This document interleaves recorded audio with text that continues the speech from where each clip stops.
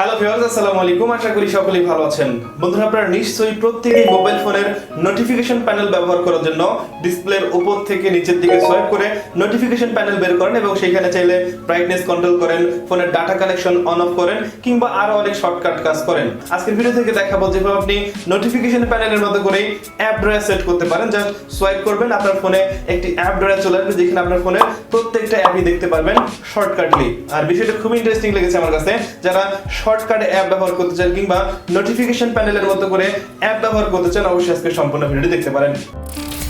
ওকে, video শুরুতেই বলে নিচ্ছি, মাত্র 600 কেবির এই অ্যাপটি আপনার ফোনে ইনস্টল করা থাকলে আপনার মোবাইল ফোনটি খুবই সুন্দরভাবে এবং খুবই সহজভাবে ব্যবহার করতে পারবেন, যা এই ভিডিওর মাধ্যমে ক্লিয়ার করে দিব। আর এর জন্য সরাসরি আপনার মোবাইল ফোন থেকে গুগল প্লে স্টোরের মাধ্যমে পুলমি যে অ্যাপটি আছে এই অ্যাপটি আপনাদের ফোনে ইনস্টল করবেন। আর অ্যাপটি ইনস্টল হয়ে গেলে খুব সিম্পলি আপনারা গুগল প্লে স্টোর থেকে ওপেন করবেন।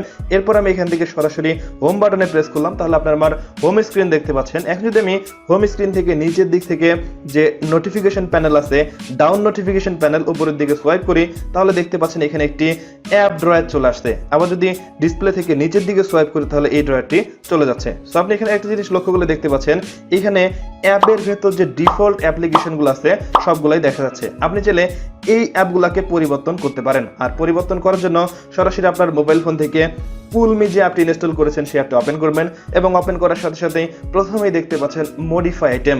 জাস্ট এখানে ক্লিক করবেন। ক্লিক করার পর আপনার সামনে আবারও অ্যাপগুলো চলে আসবে। সেখান থেকে আপনি যেই অ্যাপটি রিমুভ করতে চান সেই অ্যাপটিকে ধরে নিচের দিকে সোয়াইপ করবেন, তাহলে কিন্তু সেই অ্যাপটি রিমুভ হয়ে যাবে। সো দেখতে পাচ্ছেন আপনি এখান থেকে রিমুভ করতে পারছেন খুব সহজেই।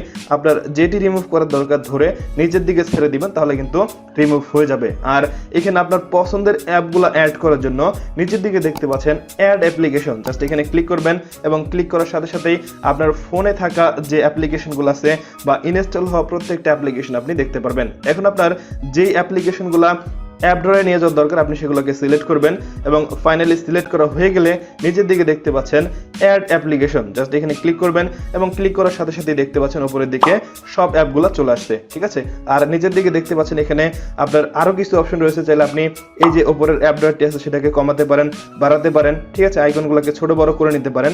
এছাড়াও নিচের দিকে আসলে আরো কিছু অপশন দেখতে পারবেন। সো এগুলো চাইলে আপনি পরিবর্তন করতে পারেন।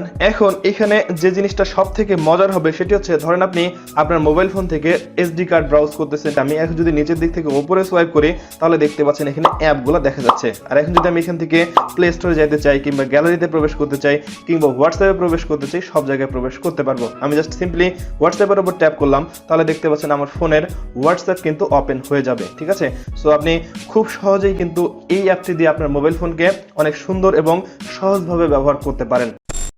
অলরাইট, সো বন্ধুরা, এই ছিল আজকের ভিডিও। আমি আশা করব আপনারা বুঝতে পেরেছেন এই অ্যাপটি আপনারা কিভাবে ব্যবহার করবেন, মানে অ্যাপগুলো কিভাবে ব্যবহার করবেন। জাস্ট ফোনের ডাউন প্যানেলে আপনি অ্যাপ ড্রয়ার সেট করে রাখবেন। জাস্ট একটু সোয়াইপ করলে আপনার সামনে আপনার ফোনে থাকা প্রত্যেকটি অ্যাপই কিন্তু চলে আসবে। এতে করে আপনি শর্টকাট এবং আপনার ফোনে খুবই ডিফারেন্ট ভাবে আপনার ফোনের অ্যাপগুলো ব্যবহার করতে পারবেন। সো এই ছিল আজকের ভিডিও। ভিডিওটি যদি ভালো লাগে তাহলে অবশ্যই একটা লাইক করবেন, কমেন্ট করে আপনার মতামত জানাবেন এবং আপনি যদি চ্যানেলে নতুন দর্শক হন অথবা যদি মনে করেন আমার এই চ্যানেল থেকে কিছু শিখতে পাচ্ছেন, তাহলে অবশ্যই সাবস্ক্রাইব করবেন এবং নোটিফিকেশন এখানে ক্লিক করুন পরবর্তী ভিডিওগুলো দেখার জন্য। সবাই ভালো থাকবেন, সুস্থ থাকবেন। কথা হবে পরবর্তী ভিডিওতে। আজকের মতো এখানেই শেষ করছি।